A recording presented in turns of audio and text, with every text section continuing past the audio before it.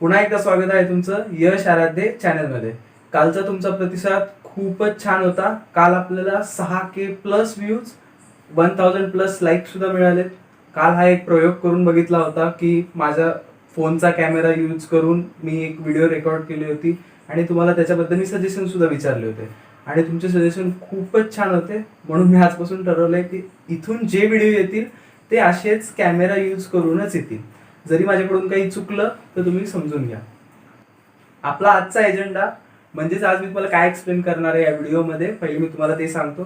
Firstly मी सांगेन की engineering first इयरमध्ये तुम्हाला कोणते कोणते सब्जेक्ट शिकायचे किंवा कोणते कोणते सब्जेक्ट्स असतात, त्यानंतर कोणते सब्जेक्ट्स हार्ड आहेत, कोणते सब्जेक्ट इझी आहेत हे पण मी तुम्हाला आज एक्सप्लेन करेन. कोणत्या सब्जेक्टला म्हणजे तुम्हाला जास्ती प्रिपरेशन आतापासून थोडीशी सुरुवात करावी लागेल किंवा एक थोडासा मी रफ आयडिया देईन तुम्हाला की कोणत्या सब्जेक्ट्स कसे असतात काय नाही, कारण काही काही सब्जेक्ट्स एकदम नवीन आहेत तुमच्यासाठी. हे तुम्ही बहुतेक बऱ्याच जणांनी नाव सुद्धा त्याचं कधी ऐकलं नसेल. आणि पूर्ण एक्सप्लेन करून झाल्यावर तुम्हाला शेवटी एक बोनस टिप मिळेल, ती बघायला विसरू नका. सुरुवात करूया आपण. आज एक एक सब्जेक्ट मी सांगेन आणि त्याबद्दल तुम्हाला थोडासा रफ आयडिया देईन की त्या सब्जेक्टमध्ये काय आहे, इंजिनिअरिंगमध्ये ते काय विचारलं जातं जे की तुम्हाला माहीत असलं पाहिजे. सुरुवात करूया फिजिक्स पासून. आता फिजिक्सचा जर विचार केला तर तुम्ही जे chapters interference and diffraction, wave theory of light हेच तिथे आहेत, फक्त त्याच्यात थोडीशी त्यांनी ॲडिशन केलेली आहे. सो ते तुम्हाला इझी जातील. बट टोटल 6 युनिट्स असतात. आता मी जे पॅटर्न बोलतोय हा पुणे युनिव्हर्सिटीचा आहे आणि मोस्ट युनिव्हर्सिटीचा हाच असतो. 6 युनिट असतात तुम्हाला. काही युनिटला एक वेटेज असतं. आता तुम्ही जर 12वीचा विचार केला आपल्या, तर एक 12वीला एका सब्जेक्टला 2 ते 3च मार्क असतात किंवा वेटेज त्याचं 2 ते 3, फार तर फार 4 मार्काचं असतं. बट इन इंजिनिअरिंग जर तुम्ही विचार केला तर एक युनिट तुम्हाला मोर दॅन 100 आउट ऑफ 18, 19, 20 एवढं त्याचं वेटेज असतं. आणि त्यातून येणार किती क्वेश्चन आहेत? 2 ते 3, फक्त 2 ते 3. म्हणजे एकच क्वेश्चन 7 ते 8 मार्काला येणार आहे. आता इंजिनिअरिंगमध्ये मॅच द फॉलोविंग, MCQ हे तर खूप कमीच असतात, कोणत्याच युनिव्हर्सिटीला असे जास्त नाही आहेत. तिथं काय असणार? डिरेक्ट अँसरिंग ब्रीफ 7 मार्काचं क्वेश्चन. 7 मार्काच्या क्वेश्चनसाठी तुम्हाला बोर्डात माहिती आहे तुम्ही 4 मार्कासाठी 1 पानभर लिहिता, तर आता इंजिनिअरिंगसाठी तुम्हाला 7 मार्कासाठी 2 ते 3 पान उत्तर लिहावं लागेल. आणि ते असतात पण डेरिव्हेशन पण मोठे असतात. सो ते तुम्हाला असं काही नाही उत्तर वाढवायची गरज आहे, उत्तर ऑलरेडीच मोठं असतं त्याचं. ठीक आहे. मग फिजिक्सचे चॅप्टर्स तुम्हाला कळाले. फिजिक्सचे चॅप्टर्स इंटरफरन्स अँड डायफ्रॅक्शन हे तुम्हाला यायला पाहिजेत. त्यानंतर केमिस्ट्रीचा विचार करूया. केमिस्ट्री, बऱ्याच जणांना केमिस्ट्रीची खूप भीती वाटत असेल, कारण केमिस्ट्रीमध्ये रिॲक्शन्स येणार आणि ऑलरेडी बऱ्याच मुलांना 12वीचेच रिॲक्शन पार्ट नाहीत. आता आम्ही पुन्हा केमिस्ट्रीचं काय करायचं? खूप मोठा क्वेश्चन असेल तुमच्यासमोर. पण खरी सांगायची गोष्ट अशी आहे की इंजिनिअरिंगमध्ये केमिस्ट्रीला रिॲक्शन्स नाही आहेत. ही खूप आनंदाची गोष्ट आहे, कारण ही माझ्यासाठी सुद्धा खूप आनंदाची गोष्ट आहे. कारण मला रिॲक्शन्स पार्टच होत नाहीत किंवा ऑर्गॅनिक पार्ट थोडंसं मला आवडत नाही. तर या मुलांसाठी केमिस्ट्री हार्ड आहे का? अजिबात नाही. पार्ट 1 वर थोडंसं तुम्हाला म्हणजे फोकस असेल, तेव्हा तुम्हाला पॉलिमर्स चॅप्टर आहे. तिथे सुद्धा जो तुम्ही सेम इथे वाचलाय ना, सेम तिथे पॉलिमर चॅप्टर आहे. बट त्यात थोडेसे ॲडिशन्स आहेत, बट एवढ्या रिॲक्शन नाही आहेत जेवढ्या तुम्ही इकडे शिकल्यात. सो केमिस्ट्रीचं सुद्धा तुम्हाला टेन्शन घ्यायची गरज नाहीये. बट थोडंसं बेसिक मी जसं सांगितलं तुम्हाला की पॉलिमर्स चॅप्टर तिथे आहे. ठीक आहे. आता बऱ्याच युनिव्हर्सिटीचा सिलेबस वेगळा आहे, बट सगळीकडे मोस्ट तरी असणारच पॉलिमर्स चॅप्टर. ठीक आहे. मग नेक्स्ट बेसिक इलेक्ट्रिकल इंजिनिअरिंग नावाचा चॅप्टर आहे. लक्षात घ्या, मी ब्रँच बद्दल बोलत नाहीये, मी फक्त सब्जेक्ट रिलेटेड बोलतोय की जो फर्स्ट इयरला तुम्हाला सब्जेक्ट आहे बेसिक इलेक्ट्रिकल इंजिनिअरिंग. मग बेसिक इलेक्ट्रिकल इंजिनिअरिंग मध्ये काय आहे? जे तुम्ही फिजिक्सला 3 टॉपिक शिकले, इलेक्ट्रोमॅग्नेटिक इंडक्शन असेल, करंट इलेक्ट्रिसिटी असेल, पुन्हा मॅग्नेटिझम असेल, हे जे आपले इलेक्ट्रिकल पार्ट्स रिलेटेड जे 2-3 टॉपिक होते ते टॉपिक तुम्हाला इलेक्ट्रिकल मध्ये येणार आहेत. मग त्याचं पहिले बेसिक पासून सुरुवात होईल आणि मग ते वर डेप्थ मध्ये ते जातील.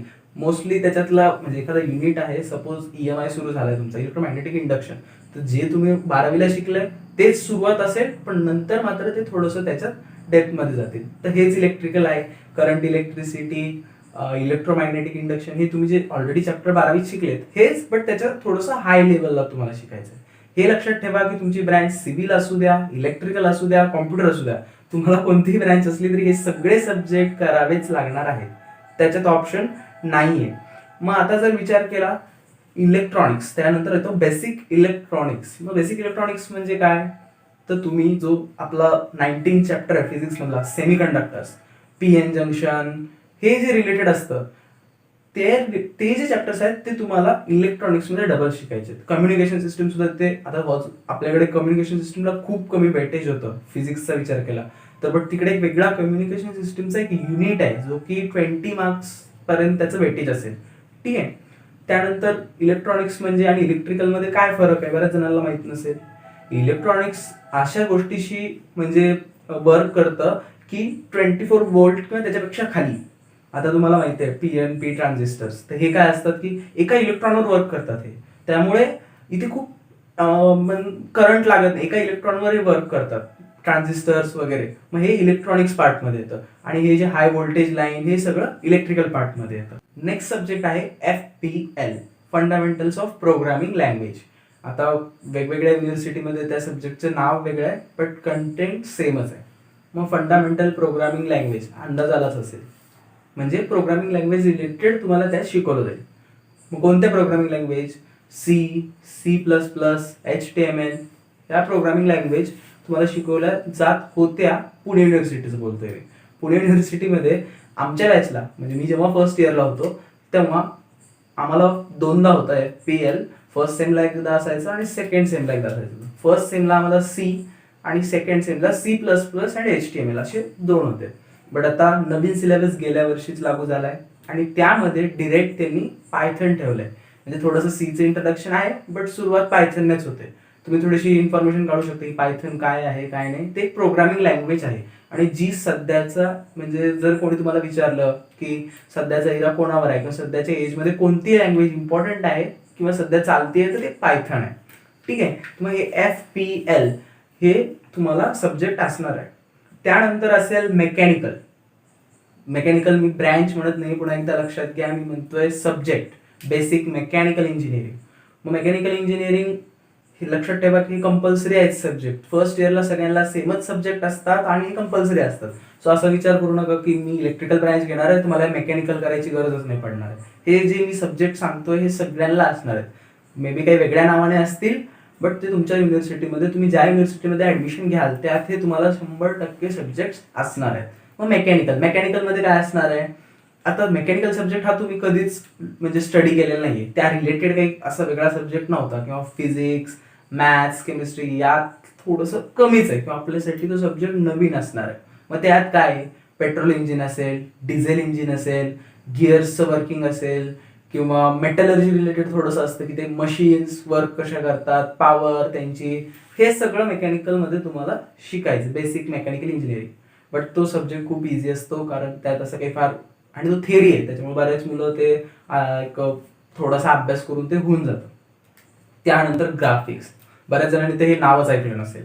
ग्राफिक्स हा विषय इंजिनिअरिंगला असतो आणि तो विषय म्हणजे कशासाठी यूज केला जातो पहिले मी ते सांगू. एक सपोज फिगर आहे आणि त्या फिगरला जर तुम्ही वरून बघितलं किंवा वरच्या साईडला त्याचा व्ह्यू घेतला तर तुम्हाला काय दिसेल की वरच्या साईडचा जो व्ह्यू असेल तो तुम्हाला ड्रॉइंगच्या फॉर्म मध्ये काढायचा आहे. राईट हँड साईडनं बघितलं तर तीच फिगर कशी दिसेल हे तुम्हाला ड्रॉइंगच्या ह्याच्याने काढायचं आहे.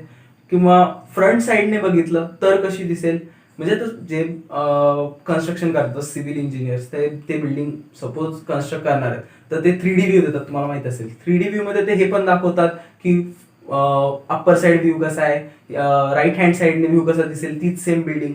मग हे सगळं तुम्हाला ग्राफिक्स मध्ये शिकायचंय. मग बरेच म्हणतात ग्राफिक्स म्हणजे ड्रॉइंग, ती काही फ्री हँड ड्रॉइंग नाहीये की पेन्सिल घेतली आणि निघालं. मोठे मोठे डायग्राम्स असतात त्यात, बट त्याची टेक्निक असतात, ते तुम्हाला एकदा समजलं की ते पण होऊन जाईल. बट तुम्हाला त्याचं बेसिक थोडंसं माहीत पाहिजे, जी की आता काही मुलं आताच थोडंसं त्याच्याबद्दल नॉलेज काढू शकत असतील तर छानच गोष्ट आहे, नसतील तर मग तुम्हाला ते तिथे सुद्धा कळेलच. आता 3 म्हणजे सगळ्यात डेंजर विषय म्हणा किंवा डेंजर म्हणण्यापेक्षा जास्ती इथेच अभ्यास करावा लागतो फर्स्ट इयरमध्ये. M1, M2 mechanics. M1 विषय हा फर्स्ट सेमला येईल, सेकंड सेमला M2 येईल, थर्ड सेमला M3 येईल. मी आता M3 बद्दल बोलत नाही कारण ते सेकंड इयरला येणार तुम्हाला, आपण फर्स्ट इयर बद्दलच बोलतोय आता. तो फर्स्ट इयरमध्ये M1 फर्स्ट सेमला असेल तुम्हाला. M1 कशाशी रिलेटेड आहे, M1 मोस्ट रिलेटेड आहे डेरिव्हेटिव्हशी.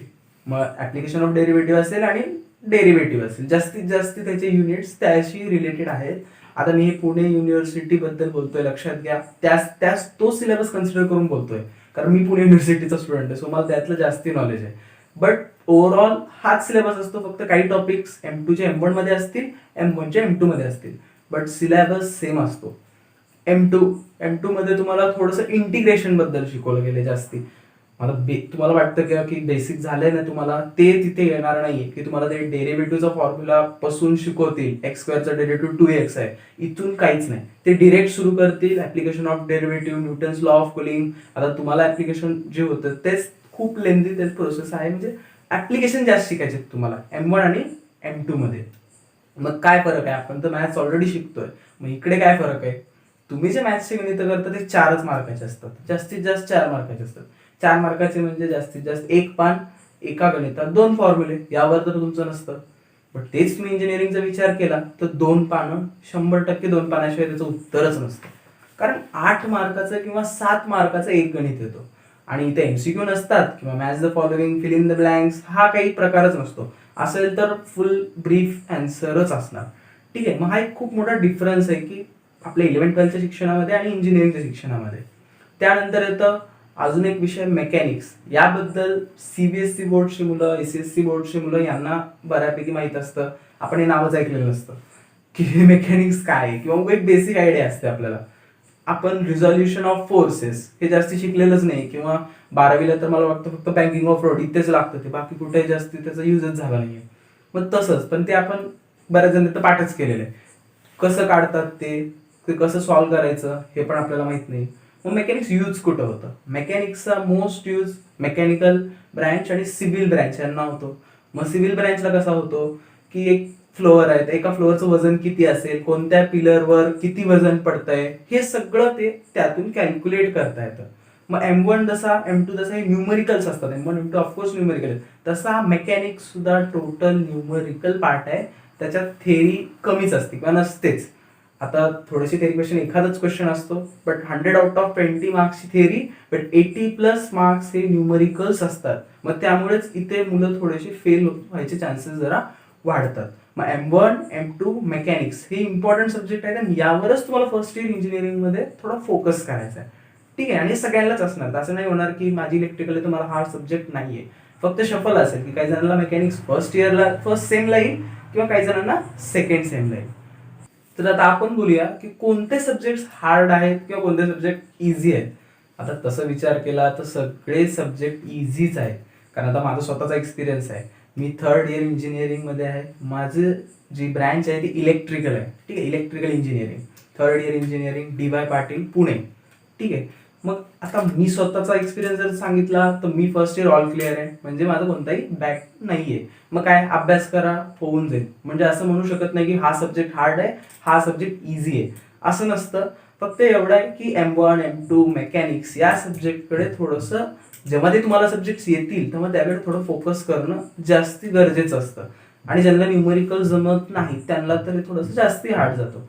ठीक आहे, मग आता कोणते सब्जेक्ट हार्ड असतील, म्हणजे म्हणायलाच गेलं फोकस कशावर करायचं, हार्ड म्हणण्यापेक्षा फोकस कशावर करायचा आहे, M1 M2 mechanics.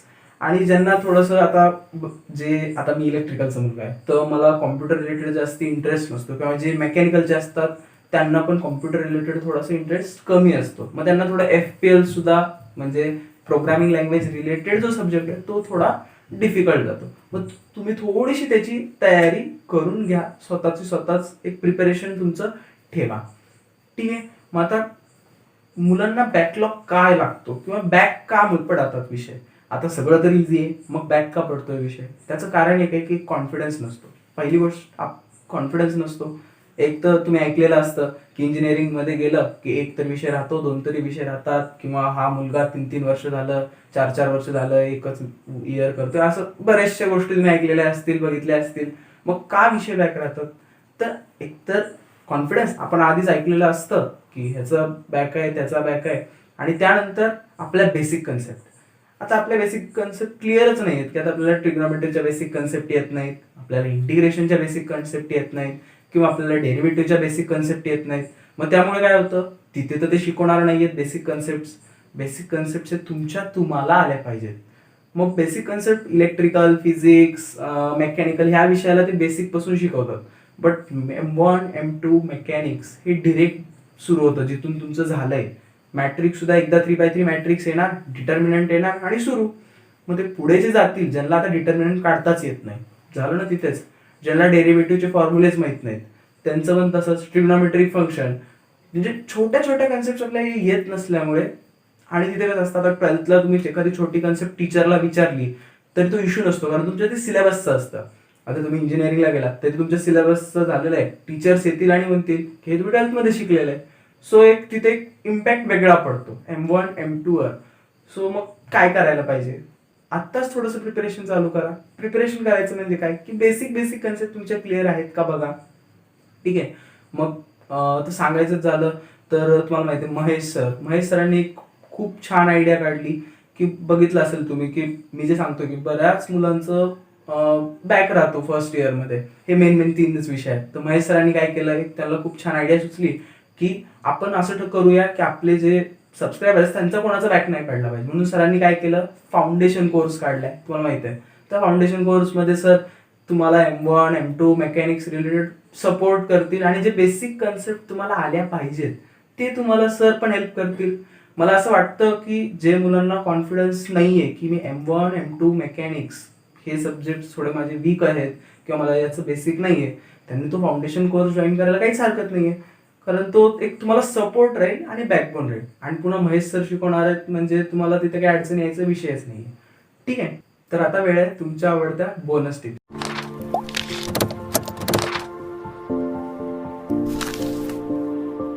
Bonus tip मध्ये मला तुम्हाला काय सांगायचंय की तुम्ही तुमच्या बेसिक कन्सेप्ट क्लिअर करून घ्या. मी मगाशीच सांगितलंय की कोणत्या सब्जेक्ट्सला किती बेसिक कन्सेप्ट लागतात. तर ह्या सगळ्या कन्सेप्ट किंवा ते सगळं चेक करा. प्रोग्रामिंग काय असते, मेकॅनिकल काय, मेकॅनिक्स काय, भरपूर व्हिडिओज सुद्धा अवेलेबल असतील. हे सगळं चेक करा आणि चेक म्हणजे बघा की हे तुमचं सगळं कन्सेप्ट क्लिअर आहेत का. ठीक आहे. मग मेकॅनिक्स हा विषय तुमच्यासाठी नवीन असणार आहे. मेकॅनिक्स आणि प्रोग्रामिंग सुद्धा बऱ्याच जणांना नवीन असणार आहे. तर याकडे थोडंसं स्पेशल लक्ष द्या. मग बऱ्याच जणांची काल कमेंट होती की 100 मार्क्स पर्यंतच बोललाच जाता, त्याच्या मागचं काय. तर कसं आहे माहिती का की 100 मार्क्सच्या खाली पर्सेंटाईल खूप व्हॅरी होतो, खूप म्हणजे ते प्रेडिक्ट करू शकत नाहीत. मग उगीच तुम्हाला चुकीची माहिती द्यायची का, त्याच्यामुळे मी त्याबद्दल काहीच बोललो नाही. 100% वरचं प्रेडिक्ट करता येतं, 100% खाली खूप व्हॅरी होतं. सो मी तुम्हाला चुकीची माहिती देण्यापेक्षा मी त्याबद्दल काही बोललो नाही. ठीक आहे. अजून एक महत्वाची सूचना म्हणा की डॉक्युमेंट्स लवकरात लवकर काढून घ्या, कारण ऑलरेडी आता रिझल्ट लागायचा वेळ आहे. एकदा रिझल्ट लागले की पूर्ण महाराष्ट्राची गर्दी त्या तहसील ऑफिस, त्या गव्हर्नमेंट ऑफिसेसला येणार. ऑलरेडी हा काळ कोरोनाचा आहे. तुम्हाला तुमच्या हेल्थची काळजी घ्यायची आहे. सोशल डिस्टन्सिंग तिथे किती फॉलो होणार आहे काय मला माहित नाही, पण माझा असा अनुभव आहे की एकदा रिझल्ट लागूपर्यंत सगळे निवांत असतात. एकदा रिझल्ट लागले आणि कळालं की ऍडमिशन प्रोसेस सुरू होत आहे, मग तेव्हा एकदम तिथे गर्दी होते. आणि यावेळेस ऑलरेडी म्हणजे बऱ्याचकडे स्टाफ 50% वर्किंग आहे, भरपूर गोष्टी इफेक्ट करणार आहेत. सो लवकरात लवकर ज्यांचे जे डॉक्युमेंट्स काढून घ्यायचे राहिले ते काढून घ्या. ठीक आहे. आजचं मला असं वाटतं की मी माझे आजचे सगळे पॉईंट्स मला क्लिअर करू शकलो असेल. Thank you so much. कसा वाटला व्हिडिओ ते नक्की कमेंट सेक्शनमध्ये कळवा. Thank you so much.